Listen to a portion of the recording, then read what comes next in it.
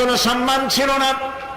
সেই যুগে ইসলাম বলেছে, ইসলামের নবী বলেছেন, কেউ যদি দুই কন্যার পিতা হয় আর ওই দুই কন্যাকে যদি আদব শিখাতে পারে, দ্বীন শিখাতে পারে, আর যদি তাদেরকে সাহায্য করতে পারে, কিয়ামতের ময়দানে আমি নবী মুহাম্মদুর রাসূলুল্লাহ আর ওই দুই কন্যার পিতা জান্নাতের ভেতরে পাশাপাশি অবস্থান করব।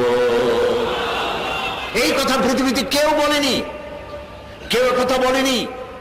পুত্র সন্তানের ব্যাপারে রাসূলুল্লাহ এ ধরনের কোন হাদিস বলেননি যা বলেছেন কন্যার ব্যাপারে।